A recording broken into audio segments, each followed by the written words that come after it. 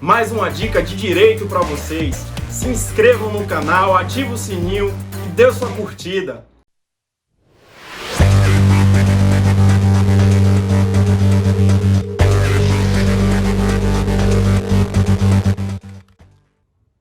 Olá pessoal, hoje vamos falar de gestão de tempo e da rotina que eu mantive durante a maior parte do período em que me dediquei aos concursos públicos.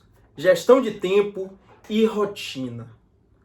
Muitas pessoas me indagam como eu conseguia trabalhar, estudar para concursos, dar aulas, treinar e ainda assim tive êxito em todos esses caminhos, em todos esses objetivos. Pessoal, vamos falar hoje um pouquinho de minha rotina, mas uma advertência sempre necessária é que não existe receita pronta para concursos. Eu não tenho a fórmula da pedra filosofal. Estou falando de minha experiência e com isso espero ajudar alguns concurseiros, algumas concurseiras nas respectivas caminhadas. Além disso, e não custa pedir, se fizer sentido para vocês, dá uma curtida, se inscreve no canal. Vamos lá, pessoal. Pois bem, rotina e gestão de tempo. Durante a maior parte do tempo, na minha preparação, eu trabalhava como assessor no Ministério Público do Estado da Bahia, dava aulas de direito penal na Faculdade Baiana de Direito, treinava, que é uma atividade, para mim, moduladora do estresse. Na maior parte do tempo eu treinei e foi fundamental, embora muitas vezes eu sentisse culpa, e eu vou falar um pouquinho disso já em instantes. E, além disso, naturalmente, estudava para concursos. Pois bem, pessoal, como eu fazia isso? Como eu organizava a rotina? Vejam, na nossa rotina, no nosso dia, há inúmeras atividades cuja ocorrência ou cujo tempo nós não conseguimos controlar. Há atividades em relação às quais os horários e o tempo de duração nos são impostos. Por isso, todas as outras atividades cujo momento de execução, cujo tempo de duração eu podia controlar, eu colocava fora desses horários. Mas a partir do momento que eu colocava fora desses horários, elas se tornavam obrigatórias. Por muito tempo, na minha jornada dos concursos, na minha jornada nos concursos, por muito tempo, na minha jornada nos concursos, eu estudei de madrugada, então eu acordava 3h30, 4 horas da manhã, e estudava até o horário de ir para o trabalho. Por que eu fazia isso? De madrugada. Não tem rede social, não tem WhatsApp, ninguém lhe incomoda, não tem barulho. Por morar em Salvador, a temperatura era muito mais agradável, inclusive. Então, uma série de fatores tornaram por muito tempo interessante estudar de madrugada.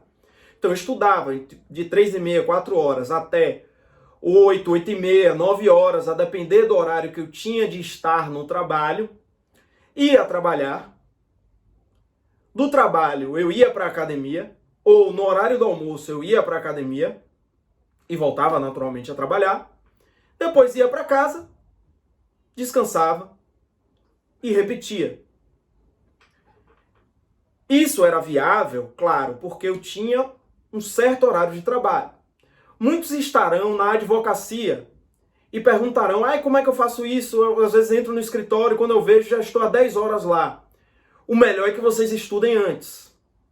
Estudem antes e tenham uma fibra para começar a fazer as demandas do escritório a partir de um determinado horário. Por quê? É muito comum que nós, quando comecemos uma atividade, foquemos naquela atividade e não queiramos largar aquela atividade até terminarmos. Por isso é comum que nós iniciemos um trabalho em um determinado horário e estendamos essa atividade até finalizá-la. Fazendo com que outras atividades sejam absolutamente obstaculizadas. Se você, por outro lado, tem um trabalho que lhes permite ficar 8, 6 horas, sei lá, fixas, estudando, por exemplo, a manhã inteira, e pode estudar o resto do dia, também é uma alternativa interessante. O grande ponto aqui, a grande chave é você separar as horas do seu dia de acordo com uma média para aquelas atividades em relação às quais você não tem um controle e encaixar as outras atividades ao redor destas atividades não controladas. E vejam, vocês têm que colocar na quantidade de horas para essas atividades um tempo para demandas importantes, para as demandas do dia a dia e para demandas urgentes que podem ocorrer. Com isso, se vocês tiverem um tempo extra, ótimo. Vocês fazem questão, jurisprudência ou até descansam. Mas ao mesmo tempo, vocês vão conseguir ter uma rotina. Como é isso? É algo como fazer a sua rotina gravitar em torno daquilo que você não controla. Gravitar em torno daquilo que você não controla. Ou seja, você separa um pedaço do dia para o que você não controla. E as outras atividades ficam ao redor, nos outros horários do dia. Hoje, por exemplo, eu ainda uso essa tática.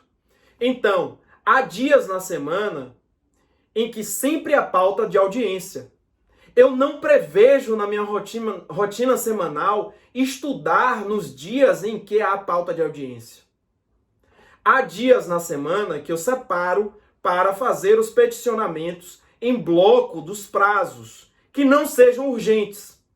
Em todos os dias há um momento separado para peticionar demandas urgentes, porque a urgência sempre pode acontecer.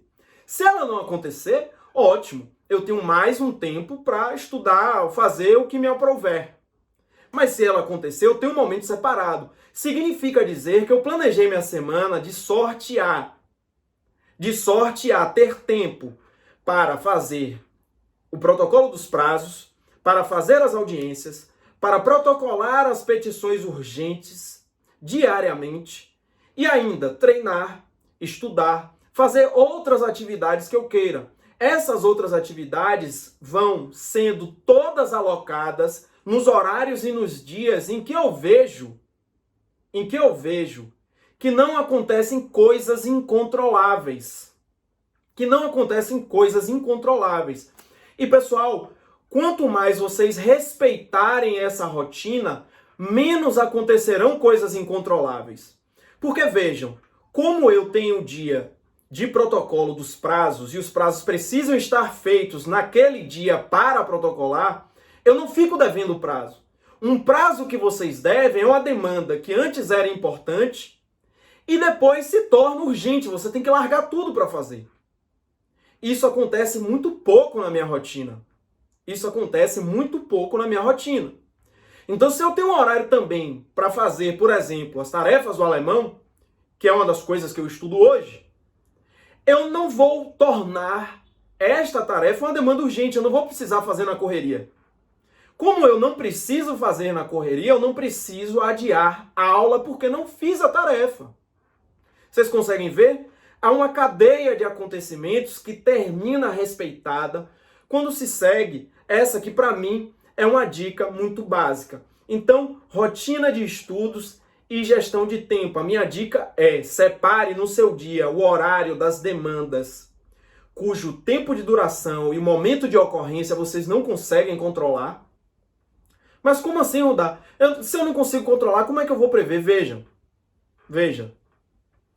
Se no seu dia acontecem coisas de 8 às 18, você pode fazer outras coisas, atender outras demandas antes de 8, depois de 18. Se você fica 24 horas trabalhando, 24 horas em atividade, sinto muito informar, não tem como dourar a pílula, você não vai conseguir fazer outras coisas. Eu estou pressupondo que haja espaços no seu dia. Se há espaços no seu dia em que não acontecem ou não surgem essas demandas, você tem ao menos um grau de previsibilidade de sua rotina. Não confundam previsibilidade da rotina com controle do que acontece. Eu não consigo controlar, por exemplo, se haverá ou não audiência, porque quem determina isso é o juiz, quem determina isso é a juíza.